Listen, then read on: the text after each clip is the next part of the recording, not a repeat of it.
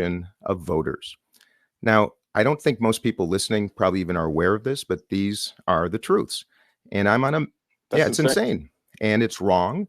It is just as significant of an erosion of democracy as the effort to, now, one was violent and a mob and a riot, of course, and it was horrifying. But the behind the scenes effort to essentially disenfranchise Americans is just as dangerous. And I'm going to make that case to you guys. I'm a proud Democrat. I'm trying to, at least in a last ditch effort, to restore the principles of democracy through the Democratic Party. That's why I'm running. And the coronation of a candidate, in this case, Joe Biden, who is unelectable, every single poll, his approval numbers, intuition, we all know why. The coronation of a candidate is exactly the opposite, is antithetical to what this country was founded on. So what I'm seeing, you guys, is actually joyful. I've been campaigning around the country, and it is the most beautiful, patriotic, inspiring, and reinvigorating experience you could possibly imagine. If you guys, your families want to come along for a couple of days, I'm telling you, anybody listening, come along. If you want to restore your faith in this country, join me in talking to Trump supporters, to far left liberals, to libertarians. It is a beautiful, remarkable experience. And Angertainment, which I consider the evening cable, opinion news talkers, would have us believe that we're so much more divided than we really are. And I'm pretty appalled when I hear people say, shame on you for even appearing right now with those three guys on Twitter or on X. I'm sorry, forgive me. Elon, don't hold me accountable for that. Sorry. I'm sure, I bet you do it once in a while. Whatever. I'm not hard Okay. over on it.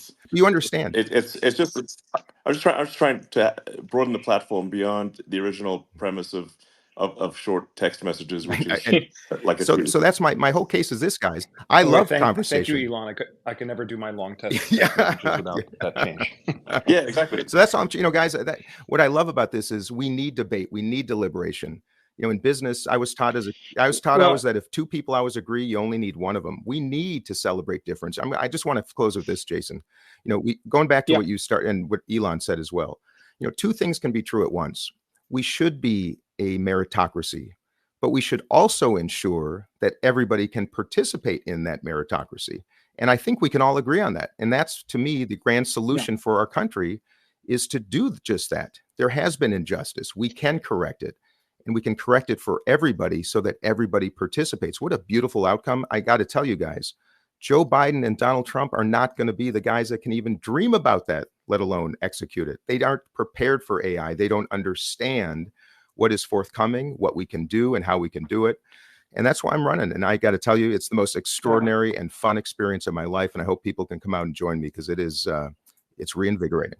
So, Bill Ackman, I'm curious, you're a position, and obviously you get courted by them. What is your best thinking, handicapping of what the Democratic Party is doing by not having debates and putting up a candidate that is so unpopular and that is, I think you've said this, has no chance of winning. And then what do you think of this Democratic Party machine blocking the debates and blocking the ballots? I think it's an embarrassment to our country, and I'm ashamed. I know some very high quality people that I have good relationships with. Senator Schumer, who I have enormous respect for, is a good man, and I can't imagine his being sort of part of it. I think the original premise was, well, quote unquote, the only person who can beat Donald Trump is President Biden, so we got to stick by President Biden. And I think that was the original logic behind putting up Biden, the candidate, because they didn't see anyone, a logical person they felt that could be competitive with Trump. Now that as Biden falls further and further behind in the polls, as his health and cognitive health, sort of obviously deteriorates, I think there's got to be grave concern. But all of that being said, I think it's a bit like we go back to The Emperor's New Clothes, the childhood book. No one wants to say the emperor has no clothes. And I give Dean a lot of credit for saying that, because again, if you step out of line, unfortunately, most people in Washington, being a politician is a career. It's a source of income. It's their business, and they can't risk not getting reelected, right? So if you challenge the king, you're toast, and there goes your career. right? It always comes back to incentives, in my view, drive all human behavior. Look Mhm. at the incentives of the people, most of the people largely in the Congress. I mean, Dean has the benefit of, he's a super talented entrepreneur. He can go right back to that anytime he wants. He's made some money, so he's safe. He doesn't need the job. And therefore, he's unfortunately one of the few people, or I would say fortunately, he's one of the few people who can step into this race. But I think everyone else is, if the machine's against them, there's no chance of reelection. In the Congress, you got to get reelected every Yeah, couple of Bill's years. so right, you guys. And I got to say, one thing, another truth is that Congress is populated almost exclusively with people that have been brought up in the political world. All they know is a spirit of competition, winning the next election. And that's why incumbency is part of it's almost biblical in politics. The incumbent is always recoronated. Forget the data, forget the national mood, forget winning. It is just baked in. So the absence of entrepreneurial spirit and looking at this from a different perspective is staggering. And then to Bill's other point, you know, I have been successful, and that means nobody can buy me, nobody can influence me. I will always make the right decision, but I won't make that decision until I hear from all perspectives on any issue. And as the only member of Congress, you guys, 535 people, I'm the only one that takes no PAC money of any kind. That means corporate or union or anything else, no special interest money. I don't take any lobbyist money. I don't take or give money to fellow members of Congress because that's basically just money laundering. And I don't have a leadership PAC, which is basically just a politician's slush fund. I'm the only one out of 535 people. And people wonder why policies tend to favor only the wealthy and well-connected. Well, you got the pharma industry that brings $300 million a year to Washington in the form of lobbying and in the form of campaign contributions, literally enriching the campaigns of the very people who are on the committees of jurisdiction for their industries. All it is legalized corruption, you guys. So I understand why people who support Donald Trump are angry and they're fed up and they're nauseated because you know what? I've been on the inside now for 5 years and I am too. So I appreciate those words from Bill and he's spot on. Yeah. I want to bring up a topic that's, being discussed on X every day, videos being shared, and it feels like it's a top, it might be the top topic of this election, which is the border. Elon, you're an immigrant who came to this country, again, with nothing, and you seem to have done okay for yourself so far. Keep working. I mean, so far so good, Yes, well, keep at it. Don't want to get one day, complacent. Elon, you can make it too. One day. It's America. I would say most of Elon's gains are paper gains, so we have to question it. Yeah, exactly. But what do you think, as an entrepreneur and an immigrant, Elon, a reasonable immigration strategy is? Because we have two groups that, on one side, there seems to be absolutely no border control. On the other side, hey, shut down the border. What would be a reasonable approach that you, as somebody who is an immigrant and who needs to get talented immigrants to work at SpaceX, to work at your companies, what would you do if they said, hey, Elon, you decide? Well, I mean, first of all, I should say I'm very pro-immigrant, obviously being one myself. And you can just look at all the aces that have come to America and built incredible things to say like, wow, it would be foolish if we had prevented them from coming or if they had chosen not to come because they've added so much value to the team. I mean, I think the right way to think about countries like a pro sports team. It's like, okay, you want to get the ace players on your team, and you certainly don't want to force them to fight against you on the other team. That's crazy. And if you add some ace players to the team, that's going to help you win the championship, and it helps the whole team. So I'm very much in favor of a greatly expanded legal immigration system because right now it is the trying to get U.S. A green card or citizenship is a Byzantine, Kafkaesque, laborious, and just flat out wrong. It doesn't make it's an insane obstacle course to become a permanent resident and then a citizen. And it's limited to a very small number of people. So really need to first of all fix that, and then secondly, we cannot have not merely an open border, but a border where the federal government is facilitating the transfer of vast numbers of people into the country. And even when, say, Texas tries to take action to enforce the law, the federal government is trying to stop them from doing so. There's like literally a federal lawsuit to stop Texas from actually enforcing the illegal immigration laws. And it's important to bear in mind that the United States is only 4 to 5% of the world population. So it's very easy for the United States to get swamped by illegal immigration, just absolutely swamped. Um, and if you're somewhere else and you say like, okay, well they're going to give free money, housing, and medical care to illegal immigrants, and and that exceeds the standard of living in half the world, then why doesn't half the world just move here? But certainly, as Bill said a moment ago, incentives drive behavior. Obviously, it'd be strange if they didn't. And so, what we're seeing is that word is getting out, so that it's going viral. Basically, illegal immigration through the southern border is going viral. This is not a Mexico thing. Almost none of the people coming across are Mexican. Yeah, and you visited. You saw it firsthand. Yes. And just so people know, this is being positioned, Bill, as some sort of a partisan issue. There was just a poll that came out this month. 75% of the country, 75% of Americans view what's happening at the border as a crisis or very serious. So I guess, Bill, I'll hand it to you. You heard Elon's sort of Yeah, I just want to make draft. one point. Yeah, go ahead. People do not just look at the graphs of the rate of growth of illegal immigration. It is going exponential. It is going to use a rocket ship analogy, it is a rocket ship of growth of illegal immigration because of social media. Everyone on earth knows this, and they all know and it is now an industry.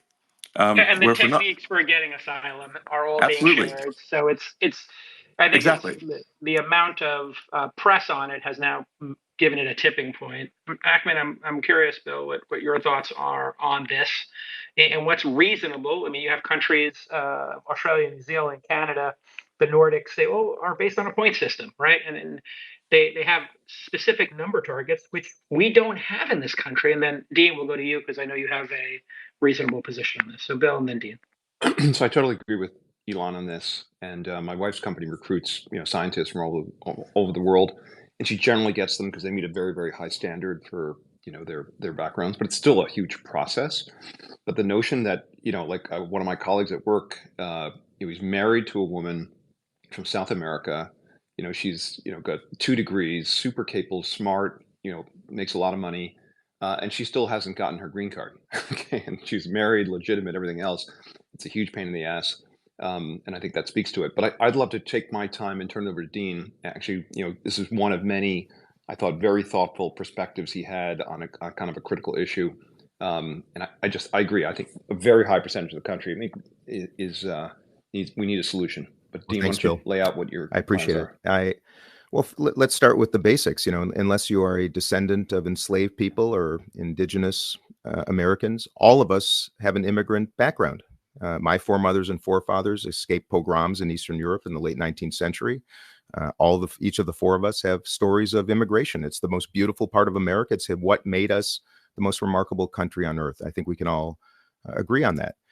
Our system is not just broken, it is so dysfunctional and so poorly managed, even with the laws we have in place. And back to management, we've not had a legitimate executive as president in a long, long time.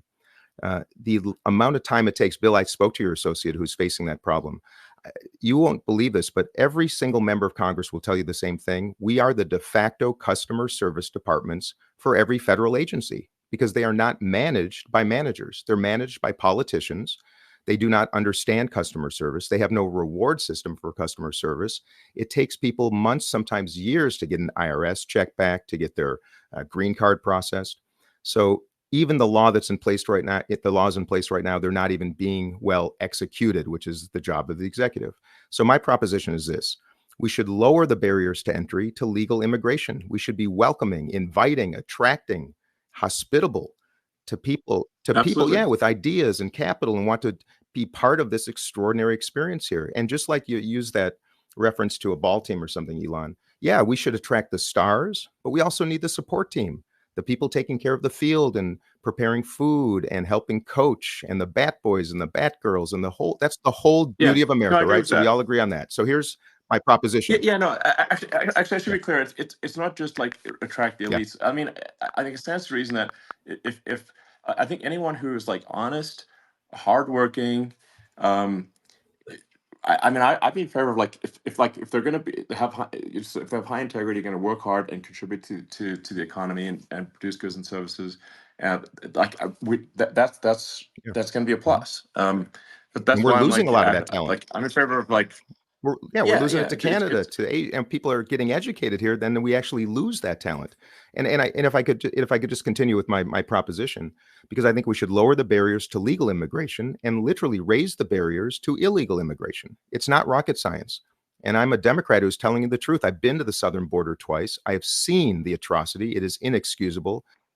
How much of this, Dean, is because Trump said we have to build a wall, and now Democrats are saying, I just don't want to give Trump a win and just say, you know what, he got something right. We have to close the southern border. Is that what happens in meetings amongst Democrats? Is that they're just scared of this optics of giving Trump a win on Yeah. it, Well, or yeah. or is it something else? It's very confounding to Yeah. Americans. Well, The 75% who are looking at this saying, fix it. It's a crisis. It's a big problem. yeah. Why you guys just won't? Well, I'll tell you, fix it? JKL, when the first meeting I was invited by Donald Trump to the White House was in 2019, and it was about the border wall. And it was an experience right out of Saturday Night Live. We had about an hour together, about 8 of us, 4 Democrats, 4 Republicans. And I listened to him make his proposition because if you remember, he shut down the government because he didn't get the funding for his border wall. And during this discussion in the White House Situation Room, he remarked and he was flabbergasted that Congress wouldn't go along with just building a few hundred miles of border wall. And I actually interrupted and I said, Mr. President, a few hundred miles, this is proposed as from the Pacific to the Atlantic, a sea to shining sea kind of medieval wall. And he says, no, it's just a few hundred. And I could tell his team immediately interrupted him because they didn't want the truth to be known because it had been a political proposition. We're going to build a wall. Now, and that's how things work, you guys. It's not necessary. There's not necessary to have a no, wall and that's because there's some places that have physical. But there you go. That's a red herring, guys. exactly. And you guys, and this is the binary nature of this day and age, particularly in Washington. It's such a joke. You're either for or against. It's either good or bad. In this case, his proposition was a tiny portion. Yes, we need some barriers. Of course we do, to prevent entry. But what he didn't talk about is the fact that our ports of entry are so archaic, the infrastructure so poorly designed for basically the mid 20th century, not for human beings and for commerce. When I was down there, I saw human beings in cages. I saw a line of a mile long of semi-trailer trucks waiting and baking in the heat because it's so slow and arduous to get across the border, and probably a half-mile long line of people who come across that border every day to work, to shop, to go to school. And this is the United States of America in the 21st century. It is appalling. So yes, we can have border security. We will have border security. By the way, not just at the southern border, but at the northern border. We are not long away, my friends, months or maybe years, from huge migration waves due to famine, due to war, due to lack of clean water. And we should be prepared. It's not inhumane. What we're doing now is the most inhumane. So here's my proposition. It's the asylum policy that is the source of this whole problem. And it is so fixable. Elon, you know this. Very we important. Force people. Listen to what the United States is doing right now. We are forcing these people who wish to become Americans first to save about $10,000 per person, and then to make this arduous journey across the ultimately through the Rio Grande, where people literally drown. They pay the Mexican cartels $10,000 to be escorted across, enriching them, by the way, which is just nonsensical. They're processed by Border Patrol agents, then literally dumped in the streets of El Paso with not a penny in their pocket, don't speak the language, and cannot work. And now become the responsibility of cities that have no money, the federal government, including the Biden administration, not giving any support to help them. So here's what we do. It's so simple. Change the law so that asylum cases are actually filed in the country of origin. So let's say you're coming from El Salvador in the Northern Triangle countries. You would file your case at a consulate or an embassy. I believe we should build dormitories nearby, very inexpensive, to keep people safe while their applications are being processed if they're under risk. When we adjudicate it locally, first we have people there that actually will know if it's a legitimate case. If they're approved, we escort them to the United States. And best of all, they have $10,000 per person to start their lives here, to become owners of this economy. They can open a restaurant. They can put a down payment on a place to live. And we don't have to use our existing social services to get them started. They want to work. And that's the easiest way to fix this. And in the meantime, we're doing it completely the opposite. And that would stem the wave, Okay. and that would stem the wave, and we could have solved both. But I'll tell you why it doesn't happen. I'll wrap up with this. There's no political courage, because every single person in Washington wants to get reelected in their next election, and they know that doing the right thing will undermine their chances because of this country that has so separated and become so binary. And that's the answer. The reason people are upset about immigration is that we had all of these jobs leaving during free trade, and now we are at the lowest unemployment of all of our collective lifetimes, the four of us at least. I don't know how old people in the audience are. We've still got almost 2 jobs for each unemployed American. The unemployment rate is under 4 or 5% right now. I want to talk about the hardest topic for a politician to talk about, which is spending. The national debt. Now we've added about $12 trillion between the last 2 presidents. I think it was 8. Bill Ackman, maybe I could have you just sort of tee this up for us here and how concerned you are about our national debt, if you are. 8 billion, I think, under Trump. Obviously, COVID, was a bit of a wild card there. And then Biden's gone buck wild as well. I think he put 4 or 5, maybe he's at 5 or 6 trillion on top of that. How big of an issue is the national debt? And what's if Bill Ackman was president, if you gave the plan to Dean or were on the advisory committee to say, how do we get this thing under control? What would be your plan to kind of land this plane safely? So again, here, I think I'm going to defer to Dean. I'll give you a kind of quick view on it. I think the biggest problem that we have now is that we have a Congress that sort of figures out, one, it costs them nothing, politically or otherwise, to support a bill to give money to someone. And in fact, if anything, it helps them get reelected. And so the people, the politicians, are spending the country's collective future. And that's what when you're borrowing money that gets paid back in the future, you're borrowing from the next generation, giving it to the next generation. And we don't have kind of a culture of fiscal discipline in Washington. And unfortunately, we've lost people. The numbers are so large, people just sort of ignore them. In terms of 34 trillion of debt, I think the way to look at this is, it's a bit like you can't look at debt on a standalone basis. You have to compare it to the quote unquote value of the country, and the value of the country is very, very high, right? The government owns the right to tax its citizens and tax its corporations. So it basically owns, call it 35% of SpaceX. It owns 35% of federal government, every person's sort of income, and they have the right to adjust that dial, right? So that's a very valuable asset, and plus we have enormous, real estate assets and other assets globally, et cetera. So it's an enormously valuable country, but the trend is very, very negative, and we've been. It's a bit like you've been, living in a world where your cost of money was very close to zero. You accumulate a ton of debt in that world, and then the world gets repriced at a much higher interest rate. And for the group to hear his answer. So Dean, yeah, thank ahead. You, Bill. And everything you just said is spot on. We have $33 trillion in debt. Just a couple of years ago, mid-21, I think the interest on that debt was about 1.5% roughly. Now it's a little over 3, so about 150 basis point change in just a couple of years. That's going to turn out to be about if it stays, and by the way, it might even go up, it's going to be about a $400 billion incremental change to our debt service responsibility. And as Bill just said, we will not just be approaching our defense budget. We are then officially spending more on the past than we are investing in the future. There is no money left to spend at a discretionary level in the United States. And while our country, first of all, I am pro-growth, and I ultimately want to develop policies to grow our way out of this mess. It's not going to be easy. We have to become more efficient as well. And if we do so, we can actually make it happen. But in the meantime, what no one talks about, we can accommodate a little bit more debt, I think so, but nobody is talking about that debt service. to go from 400 billion a year to about 800 billion a year is a huge change and a troublesome burden for all of us. And when I become president, I have a few propositions. First, I'm going to have a bipartisan cabinet, not comprised of politicians, but of the best and brightest operators and managers in America. I don't care about politics. I care about principles, experience, and capacity to lead. I'm going to have a youth cabinet as well. That's another story. I will employ zero-based budgeting because I've never encountered an organization, institution, for-profit or non, that budgets in the manner that we do by people who can't even read a P&L or a balance sheet. We have a Pentagon budget that is approaching $1 trillion, and they cannot pass an audit.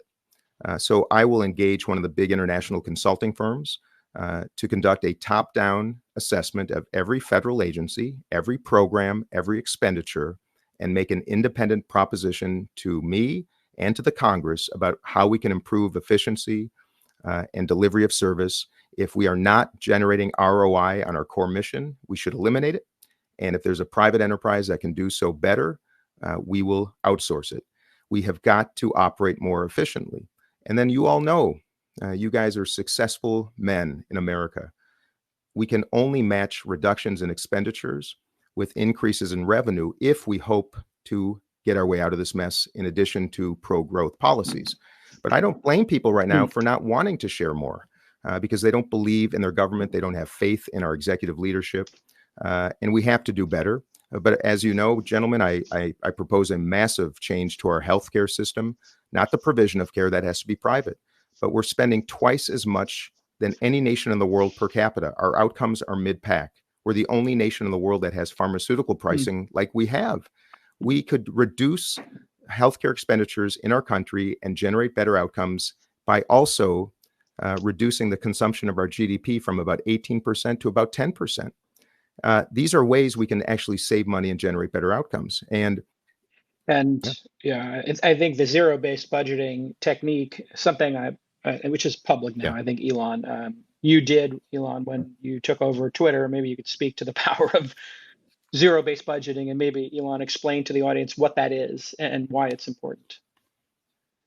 Yeah, it's pretty simple. You really just start with nothing and build up from there, as opposed to starting with what exists and subtracting. So unless something is obviously useful and contributing to, in the case of Twitter or X, making the product better or running the server operations, then that role shouldn't exist. And then obviously to create an incentive structure where the rate of innovation and improvement of the product is what gets people ahead, and not have the process for advancement be obtuse or backwards. We've gotten more done in a year with 20% of the personnel than Twitter had with 100% of the personnel over 5 years. So you can even see in the evolution of Spaces. I mean, we unfortunately tried to hold the Spaces, and it just broke when we, when we had the Ron DeSantis Spaces. And obviously, I'm trying to have Spaces be, as nonpartisan as possible. And so I'm glad that Dean Phillips is doing this, and you're doing it. The point is not to promote one ideology over another or one political group over another, but to provide a forum where the public can listen to candidates from a wide range of viewpoints and make their decision regarding their vote. And I'm just against anything that undermines the democratic process, and certainly getting candidates, especially popular, candidates that are quite viable, removed from ballots is taking that decision away from the public, which is fundamentally anti-democratic. That's insane. Some political parties shouldn't think that they know better than the public. And I think I also am concerned about these, the lawfare, where using the judicial system to get candidates off ballots is also no good. Let the public make their own decision. That is literally what democracy means. So, it's pretty crazy. I will say I'm disappointed, being a former journalist. It's been a while now, 20 years, but that the press is not covering Dean the fact that you're being blocked from certain ballots. I did a search on Google News this morning and just was trying Yeah. to find Good luck finding anybody it. covering the issue. And, I was talking to a bestie, who I'll have him remain nameless right now, but he basically, just texted me like, how can you block somebody from even being on the ballot? And I'm not talking about Trump and the insurrection, cases. I'm talking specifically about you, Yeah. a Democrat, being blocked from being on the ballot, and the press won't cover it, but they will I know. cover the Trump, over and over again. So Hey, Jason. what's going on in your press machine? Go ahead, Bill Ackman. Yeah, if I could just jump in, because I wanted to make a point on this sort of bigger question, which I think is a really important one. So, one, on the downside case, here's what we have to worry about. The debt accumulations happened during one of the strongest economies we've had in generations, right? And now you're set up with an enormous amount of debt, a huge deficit going into what could potentially be a recession, right? That's when now your revenues are declining, your debt is compounding, and that's a really, really bad outcome. That's why the next president, it's critically important that the next president of the country is a talented, successful business leader, because fundamentally the United States is a massive business. Now it suffers from, we've seen this on a much smaller scale in everything from railroads to restaurants to various other businesses. But a poorly run business has, tons of duplicative costs, an uninspired team, doesn't use technology effectively, the incentives are misdesigned, and there's really no culture of excellence. And unfortunately, that describes a lot of our government. But I've also learned that just putting in one new person to a dysfunctional company, you can do an incredible turnaround, because that person attracts really amazing talent if you find the right one, and then you make tremendous progress. And the appeal to me of Dean is he's a legitimately successful business person. He gets it. He's smart. He's capable, and he spent 3 terms and he's been reelected in the Congress. Understands how the government works. So you have a combination of business talent and understanding, cost control, designing incentives, leadership, charismatic leadership, which is necessary to achieve these goals, and also how does the system work? How do you break the quote unquote politics? How do you fix the culture? He has those elements, and that's what's made him a very appealing candidate to me. I just want to make sure people understand what Bill's talking about in a crystal clear fashion. There is a website for the St. Louis Fed. It's called FRED, and you can just look up gross federal debt as a percentage of gross domestic product, our debt to what we make. For the majority of our lifetimes, it has been between 30 and 60%. In other words, our debt to what we produce every year. The last time it broke 100%, and right now I think we're at about 120 or so, was at the end of World War II. That was the spike. It took us in that spike, from 1946 when the war ended, 45, 46, all the way to the 70s in order to work off. Took 2.5 decades to work off that debt. We are now, to Bill's point, in a vibrant economy at 120%. This is the most acute issue you can think of. It's incredibly hard for politicians to take this on, and it's the reason it's my number one issue, Dean. And I understand we have culture wars going on right now. Trump is triggering people. Biden has got cognitive issues. The border. Above all else, if their balance sheet is broken, this whole thing can come apart. And the idea that people can get stimmy checks or unemployment, this could be cataclysmic. Yes, absolutely. And by the way, Steve Ballmer has an organization called USAFA. I encourage people to take a look. They present the U.S. federal budget in a way that anybody in business can better understand. It's really great work. I'm not sure Joe Biden can read a P&L, a balance sheet. Donald Trump through his bankruptcies clearly can't either. And I do think it's time that we start recognizing that these are times where we should be reducing debt. Because when we face another recession or crisis, it reduces the capacity to respond, to provide the stimulus necessary to get us out of it. I think we're all in agreement on this. It's nonsensical. We cannot spend $2 trillion annually more than we generate in revenue. And as one of you guys said earlier, the incentives in Congress are so perverse. Nobody is rewarded for reducing costs or generating more revenue. I've never had someone come to my office and say, please spend less on my program. or please raise my taxes so we can generate more revenue. I mean, come on, it doesn't happen for obvious reasons. And there's no courage. So the obvious question is, how do you So- fix it? Okay, now you're president. Give us the first 100 days. You understand the system, you understand the broken incentives. So How here do we you go. fix I'm it? glad for the question. Executive leadership, the most extraordinary bipartisan cabinet in American history. Maybe we'll have a third of them on this spaces right now, by the way, guys.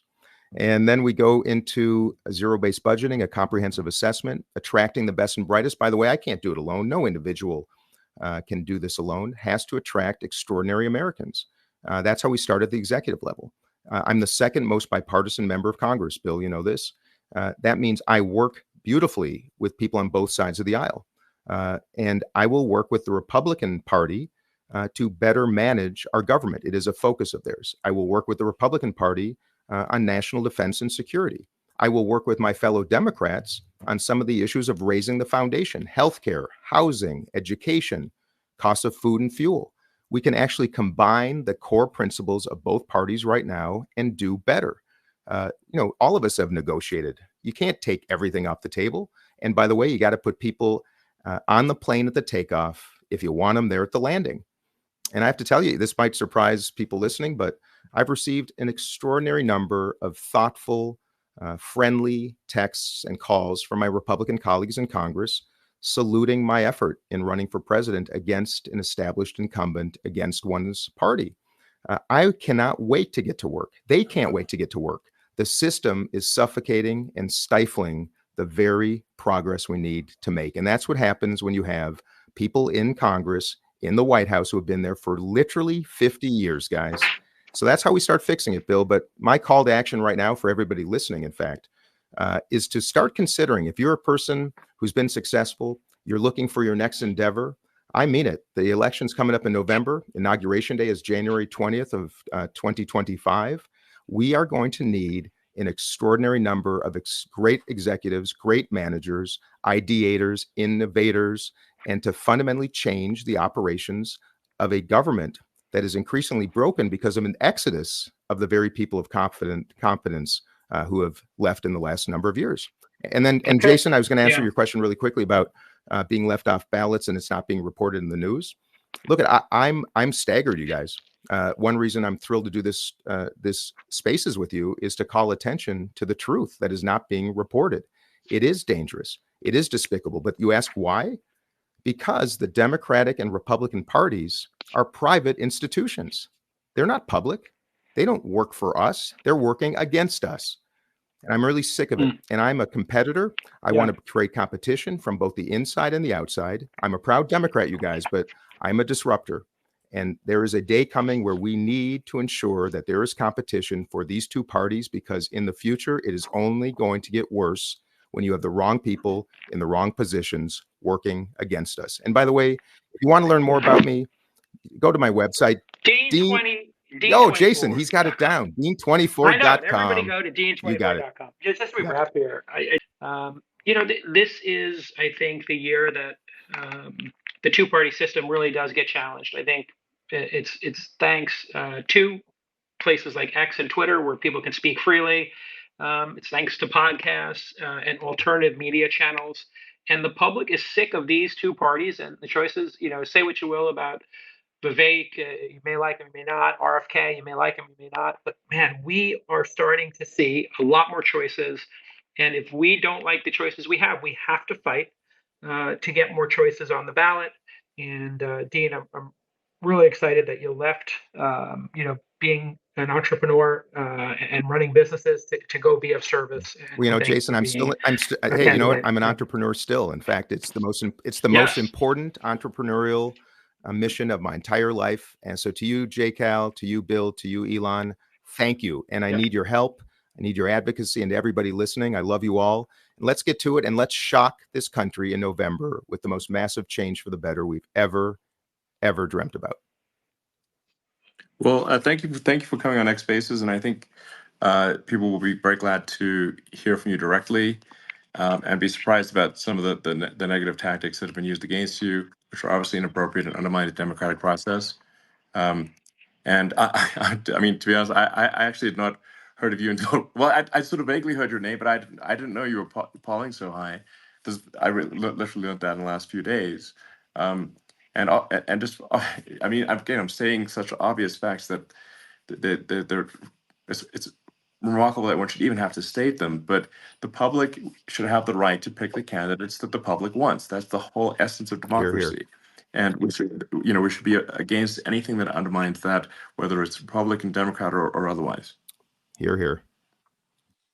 I guess if I could, I'm not the campaign manager, but I guess my suggestion would be the following. Dean's put $5 million of his own money into his campaign. I'm contributing $1 million toward his PAC, and I just, if you're contributing $10, $100, or otherwise, you like what you heard, money actually matters. It costs a lot of money in litigation and otherwise for him to get on ballots, and that's before kind of getting the word out. This is one of the most capable people I've ever met, I believe. I'm incredibly excited that he's running for president of the United States. I think the country is really fortunate. He's taking a lot of personal risk and attacks and all the other things I get used to over time. But if you like what you hear, find a way to help the guy. Dean, how can people help other than money? Hey, thank you. Treasure is really important, but your time, your advocacy, and your invitation. I'm going to be crisscrossing the country. I've got lots of days on the calendar, showing up in a lot of states. If you send an email to me at dean@dean24.com, believe it or not, I actually see it, as does my team. If you want to help us out, you want to host a gathering to introduce me, you want to write postcards, you want to do some door knocking, tell your friends, tell your family to vote in primaries. If I could just make one final call to action, guys. The reason we've handed over the keys to the furthest right and the furthest left is because the parties don't want you to vote in primary elections. They want to coronate a candidate and then force that choice upon you.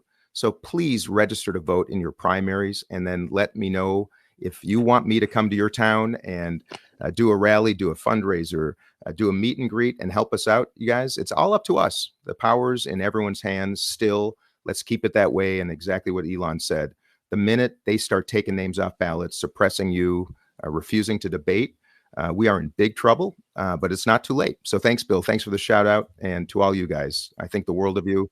And actually, thanks. one more thing, if I may be rude to interrupt for 1 second. Dean, one of the other things, for people to support you, they have to believe there's a credible path for you to be president. I think you make you made a very credible case, which convinced me. Why don't you go ahead and just share people shortly what thanks, that Bill. is. So here it is, guys. I'm an underdog, and I love it. And that's why we're going to succeed. We're scrappy. We're efficient. We're using 21st century technologies to do better. It starts in New Hampshire, January 23rd, just about 8 days from now, is the first primary election in the country. And if we surprise that night, it's game on. And if any of you listening have friends here, have family, want to spread the word somehow in New Hampshire to get people to come out and vote in the primary for me, mark my words, that will be the igniter for the whole campaign. Either way, I will be continuing. And my mission is to get to this summer, June, July, before the convention in Chicago, to a point where the country knows me. I got a lot of work to do to introduce myself. When they do, I can almost guarantee that the polls will continue to show Joe Biden losing to both Donald Trump and probably any other competitor, and also will show me probably beating Donald Trump and other competitors. And when that happens, Democrats will have a very simple choice. Do we coronate an unelectable candidate, or do we get behind someone who can't just win, but can actually achieve reasonable common sense solutions and actually get this country to be excited and joyful and optimistic again? That's my mission, Bill. And all of you listening, would love to have you join the Dean team, because we can do it. We absolutely can do it. And I'm not going to give up. And today's a great day. Thank you all very much. Yeah, thanks so much, Elon, Bill, for joining us. And Dean, we thank you for running and your public service and commitment to helping solve America's problems in a reasonable fashion. We wish you the best. Everybody go to dean24.com if you want to give a donation, if you have the means to do so. If not, yeah, just tell your friends, maybe tweet about it, X about it, post about it on X. And I'm catching. In fact, I'm catching up to Elon. I've got 40,000 followers on X, and you're only at 169 million, Elon. So I'm catching up fast. Closing fast. Thanks, everybody.